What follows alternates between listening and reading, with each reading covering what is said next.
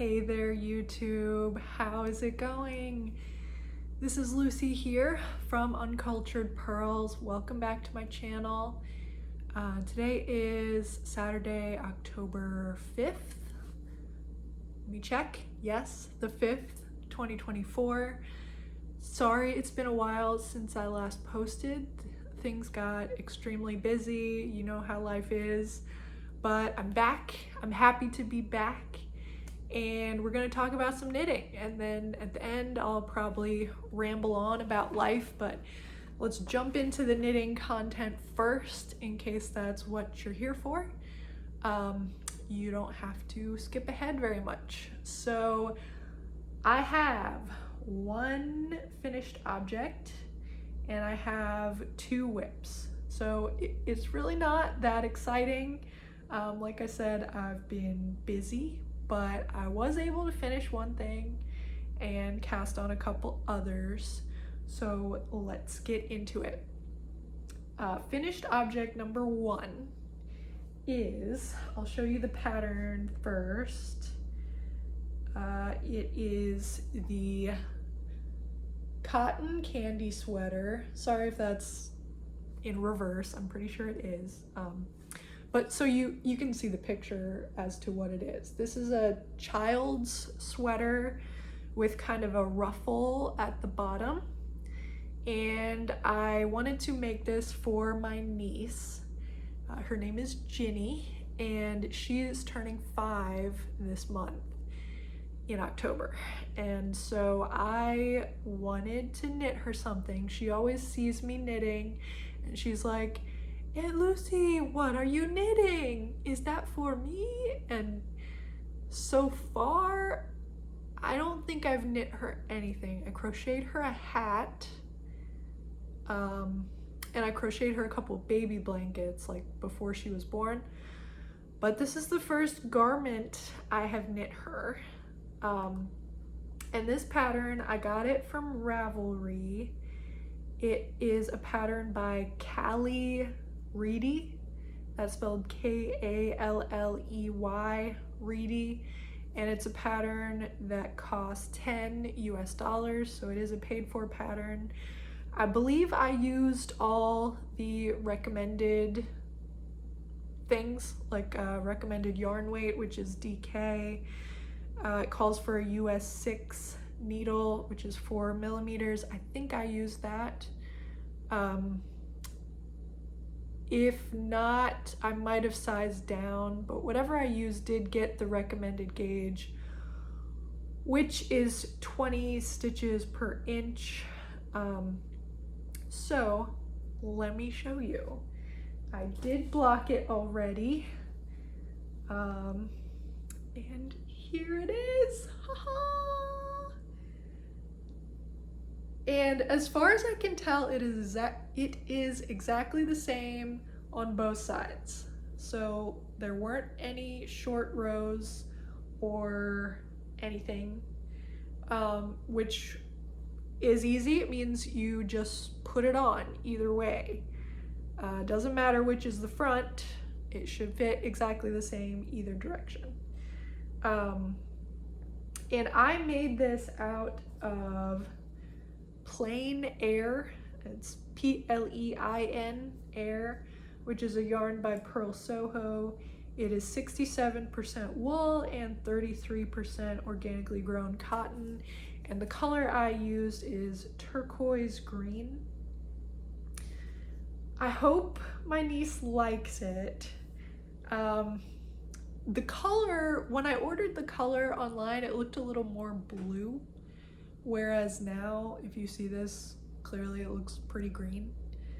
But I think she'll like it, hopefully. I liked that it's kind of sort of like a dress, but also kind of sort of like a sweater.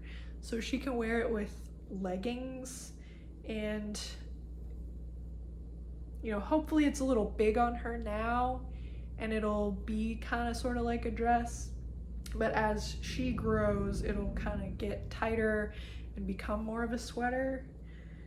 I hope it fits her. I really don't know. It looks a little big maybe, but then again, 5-year-olds are so much smaller than adults that I kind of lose all concept of their size.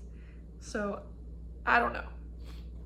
But I'm thinking it's the kind of thing that will fit her okay if it's too big, because you can just kind of like roll up the sleeves maybe, or the sleeves will kind of bunch up, and hopefully this is small enough to be tight around her wrist, but maybe this part will be bunched a little bit.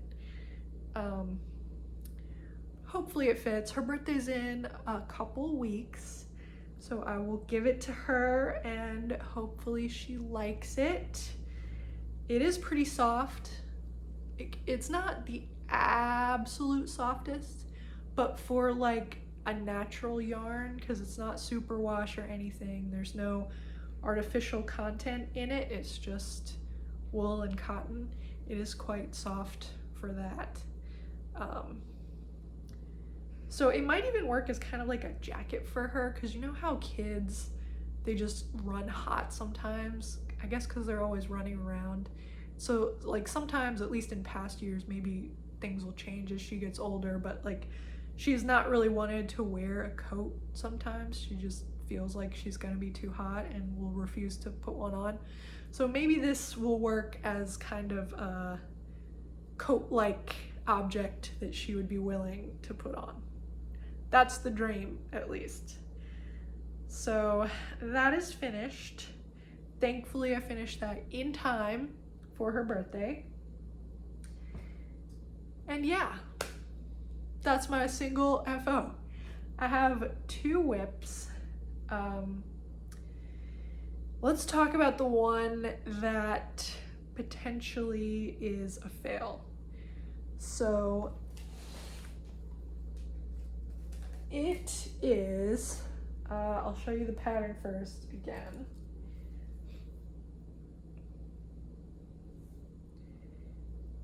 It is the herringbone twill blanket, again sorry that's backwards, by Purl Soho, which is a free pattern. It's this kind of just 2-color blanket that's done in this pretty unique looking herringbone stitch. So I bought the exact colors that are in that pattern and I cast it on. And this yarn, I'll tell you what it is. Here's what we're working with. It's this yellow color. It is the honey yellow in their cotton pure. And let me show you the right side up close. This is what the herringbone stitch looks like. And I've made it as far as like 1 repeat and then start, people are being fast and furious out there. I started going back, like we've completed the first repeat, started on the second where you kind of make the herringbones backwards. And that's as far as I got. You make these by doing slip stitches. So I believe it's like a knit 2, slip 2 with yarn in front. And then on the reverse side, you're doing purl 2, slip 2 with yarn in back. But it, like each row is staggered. So like you're doing the same motion, but you start on a different stitch, if that makes sense. So it results in like a large number of rows in the repeat, basically. So it's not like a 4-row repeat, it's like a 26 row repeat or something like that. And this is a free pattern, so like I'm not giving anything away by telling you. But I'm finding that this is just not as much fun to knit on as I was hoping.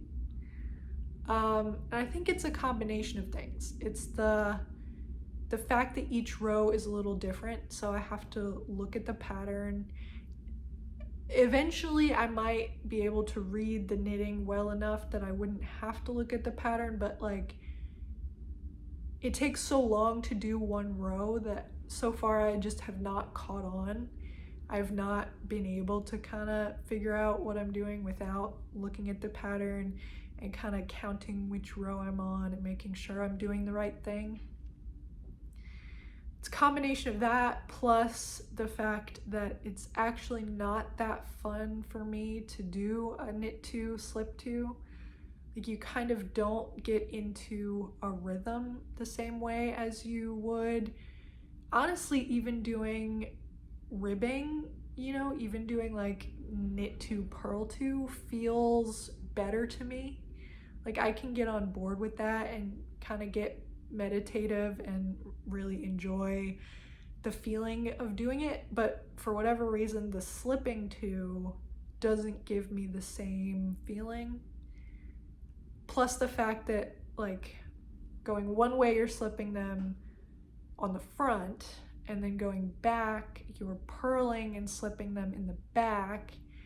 And because I'm a little paranoid that I'm like spacing out while I'm watching TV and not paying attention, when I'm doing the purl rows, I keep wanting to turn the work over and make sure I'm slipping the right stitches and that I haven't gotten off, because otherwise I'd have to like rip back so much. I keep wanting to check, and that's really slowing me down because it's like 5 times a row or even more. I'm like, oh, was I supposed to purl those or was I supposed to slip them? Let me check, and I turn it over and check. And just all of these things are adding up to this not being what I want to do with my time. And there's the fact that this is such a huge project because it takes 3 skeins of this first color, and that is the color that is the smaller section. Like hardly even a third of the blanket is in this yellow, and it's 3 skeins.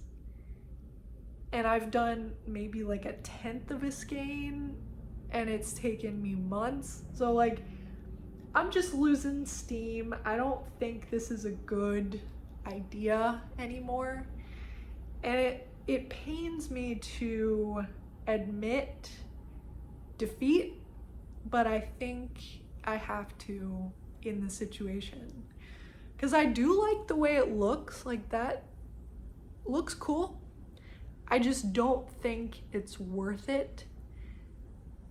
Because knitting for me is really all about the relaxation and the enjoyment of the act itself.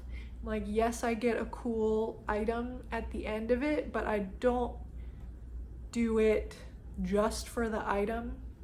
And so I'm not willing to kind of go through hell basically just because I want an item to look a certain way.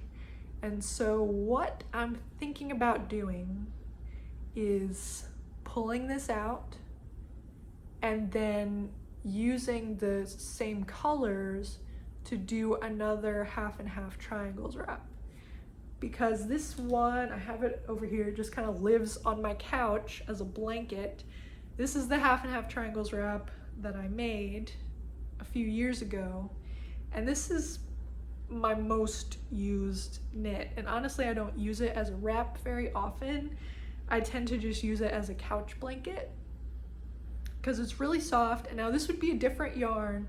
This is made from the linen quill, and what I would be using is the cotton pure, but I don't think it matters. I think it would just be kind of a different blanket because this is also soft in a different way. It's a little bit more like slippery feeling, but it is still quite soft.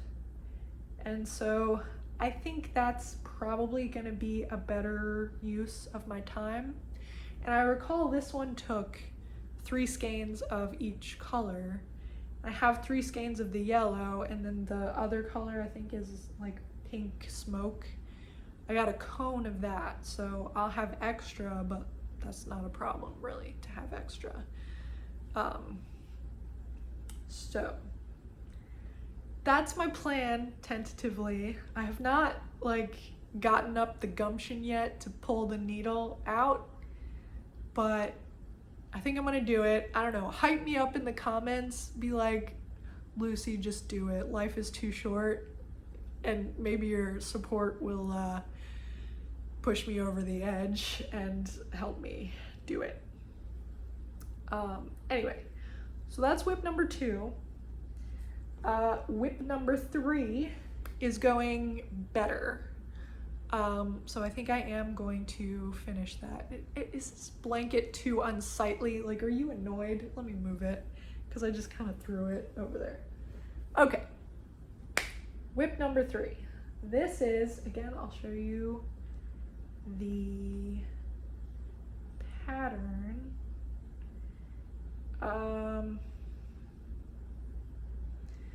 Predictably, it's another free pattern from Purl Soho, but this is the Timeless Cowl,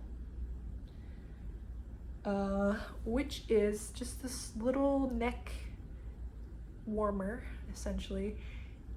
Here's another picture of it, like unbunched up. It's a free pattern. They make theirs out of Simply Camel, which is one of their yarns. It's 100% baby camel. I am not doing that. I am just using the pattern to make it out of linen quill. And here is what I have thus far. Look how happy this is. It looks crazy at the moment. You like can't see it. This color, like I said, it's linen quill, and the color is Pink Pop.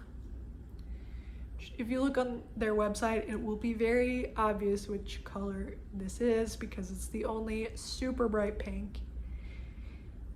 And it's kind of an interesting construction, because clearly it is worked flat, and it's basically stockinette, but with these garter ridges every few rows. So it's very simple. We're basically just most of the time knitting across, and then a couple rows you purl across, but you knit the last stitch of every row just to make a slightly theoretically tidier edge. Mine is not that tidy, but we're, you know, obviously we're going to keep growing this way, and eventually it will be long enough that it can wrap around itself, and then you seam it at the end, and you have this tube that you wear around your neck. And I don't know, this color, it's insanely bright. Is it really even something that you can wear in your wardrobe? I don't know. It might be ridiculous and tacky, but I just wanted this yarn, and I bought a single skein of it. I didn't have a plan for it when I bought it. I was gonna either make a hat or socks or who knows what, and I decided I just wanted to try this cowl pattern because it seemed very easy, and I was working on this herringbone thing, and it was not easy, and I was like, let me switch gears, let me try something that is actually easy, and so far it's been good. So that is that. If that was all you're interested in, then fare thee well. Please do consider hitting subscribe. That would be great, but no pressure. If you're kind of bored, maybe you're knitting and you just kind of want to listen to someone ramble, then stick around for a bit, because I'll talk about some random stuff. Where to start? Let's start with my other hobby, which is running. First off, this is an aside from the aside. This water bottle, these are so popular, but I broke down and I got one. It's the Owala bottles. I got the 40-ounce one to try to make myself drink more water. it's a great bottle, like 5-star bottle. And the great thing about it is the sip area. So you have two options. You can either just sip from this little small part which has a straw inside, or you can chug from the entire opening, you know, like knock it back. So it's really nice, keeps things cold very long. Anyway, not sponsored, but it's a good water bottle. But my other hobby, running. I think I've mentioned before that I am training for my first marathon. And that has been one of the reasons why I have not been knitting way too much and have not been posting too much either, is because it feels like all of my time is going to running. Which is fine. This is what I signed up for. I signed up for the marathon training team. It's what it's called. It's this group in my area that meets every week. You pay to do it, but that means you get a number of coaches who send tips and they encourage you, and they come up with routes every week, so we're all running the same route. It's like safety in numbers, you know, and it's a good way to meet people. So I've been doing that, and we are really getting into the thick of it. So last weekend we ran 17 miles. Today was a fallback week where you do fewer miles to let your body kind of recover and get stronger. So this morning we just did 12 miles, which feels crazy to say I just ran 12 miles. Like, if you had told high school Lucy that she would be doing this in 15 years, she would not have believed you. She would have thought you were insane, because I was never sporty, never a runner in school or college or anything. I was in the band. But it was kind of after college, and when I went to law school, I kind of noticed my life was rather sedentary and probably was not good.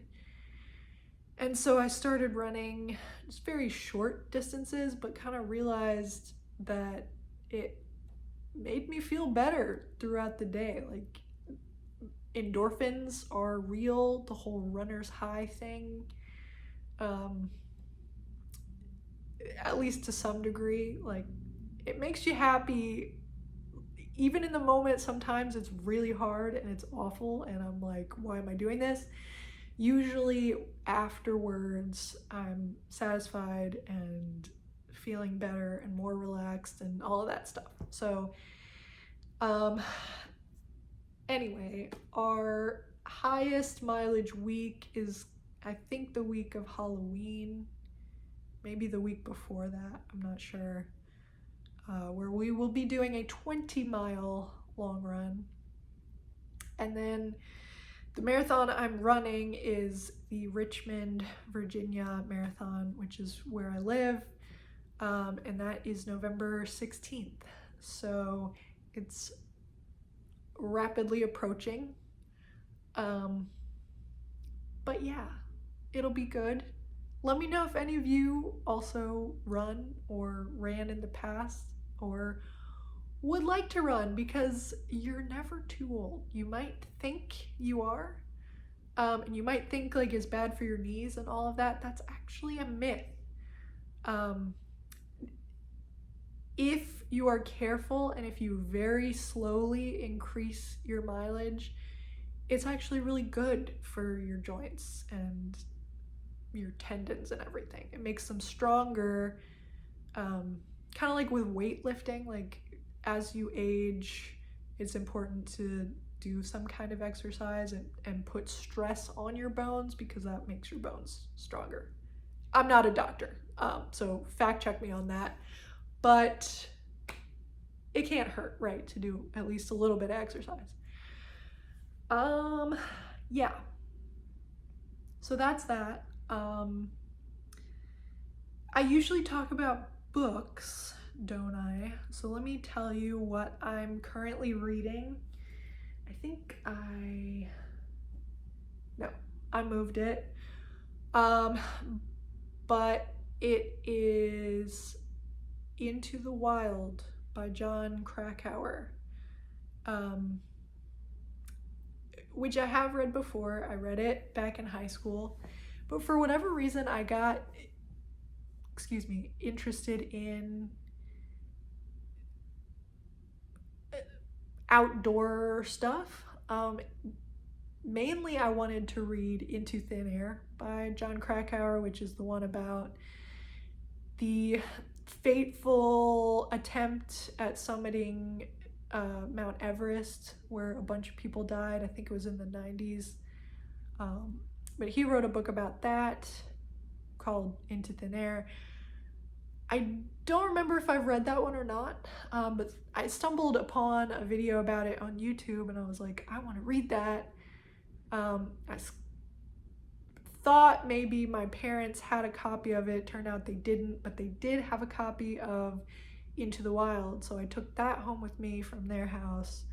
And eventually my dad is a librarian, but he got a library reject copy of Into Thin Air, so I have that one now, but I haven't started it yet. I'm currently on Into the Wild, but Into the Wild is about this guy from Virginia who set off on this trek kind of for like enlightenment or like finding the meaning of life, or hard to describe what his goal was, but he went on this trek across the US, hitchhiking, hiking, walking. He had a car for a little bit, but eventually lost the car. But anyway, he's on this journey. He ends up in Alaska, and it's about the struggles that he went through, and until ultimately, unfortunately, he dies in Alaska. But he left a lot of letters and like notebooks and diaries and all that. So Krakauer put all this together in a nonfiction book, but it kind of reads like a, I don't know, fictional story of this guy's life. Though it's not fiction, it's real, but yeah. So yeah, it kind of makes me like daydream about just leaving my job and going on a quest across the country. I will not do that because money is important, and I would like to buy a house someday, but maybe I'll go on a trip, maybe a nice road trip to see some areas that I have not seen. A little bit of inspiration without like totally leaving my family and ditching all my personal belongings and all of that. Yeah, that's probably about it. So thank you for joining me. Let me know in the comments, should I give up on this blanket that I've started? It's hard, you know, it's just so permanent if I rip it out, but life is short. Knitting is supposed to be about enjoyment, and if I'm not enjoying it, what's the point? All right, I hope all of you are doing fabulously. I thought of one other thing I was going to talk about. You may remember that the past 2 years I have done the Stephen West mystery knit along, and this year I have clearly made no content on that, and the reason for that is I 100% forgot about it, which seems crazy, because people look forward all year to this, and I did as well for the past 2 years. But I just got so busy. Like, I'm doing this marathon. I had a few crazy weeks at work, and it just totally slipped my mind. And for whatever reason, I didn't get any of his YouTube videos recommended for me. Like, I do subscribe to him, but they just didn't pop up on my feed, I guess because I've been watching videos about Mount Everest or whatever. Like, they didn't come up until yesterday. I got a notification on my phone about clue number 1 video being posted, which actually came out on Thursday, but for whatever reason it was Friday that it gave me the notification. So I suddenly realized, like, oh, it's the MCal. That's happening now. And so I decided I was gonna just watch the video that he, like the tutorial video for Clue 1 that he put out, just to see what it's all about and kind of spoiler myself, but decide, should I scramble and get yarn and cast it on, or should I not? And so I watched the whole video. I fast forwarded through some of it because it's like hour and 45 minutes or whatever. But I don't think I'm going to do it for a few reasons. First off, I'm starting late. Like, I haven't cast on. I'm already 3 days behind. Secondly, the first clue is a lot of knitting. It's always a lot of knitting, but I won't say any spoilers in case any of you are doing it, but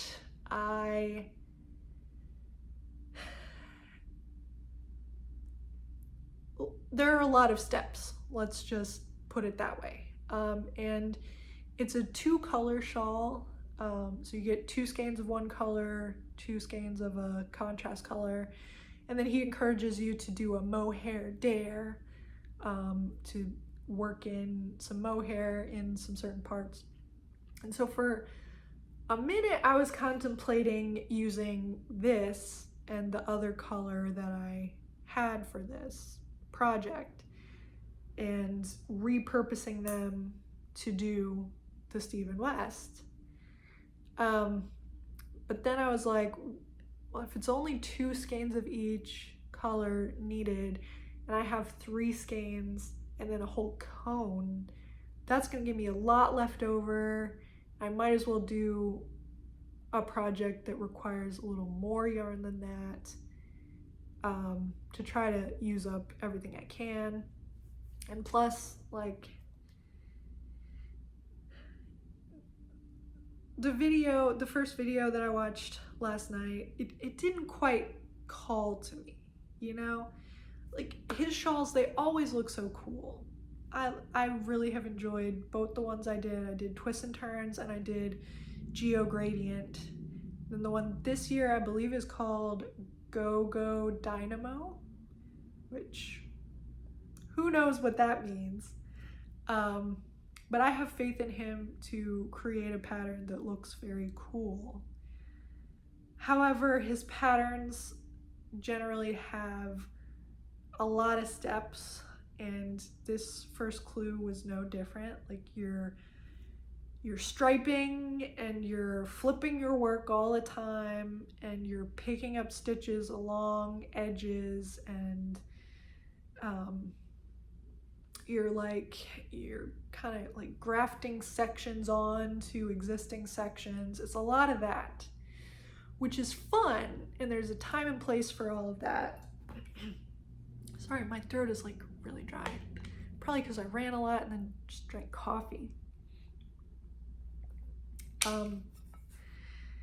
Yeah, but they're complicated patterns. They're very doable. Like, and if you're a new knitter and you want a challenge, I think it's very possible to do his patterns without a lot of experience.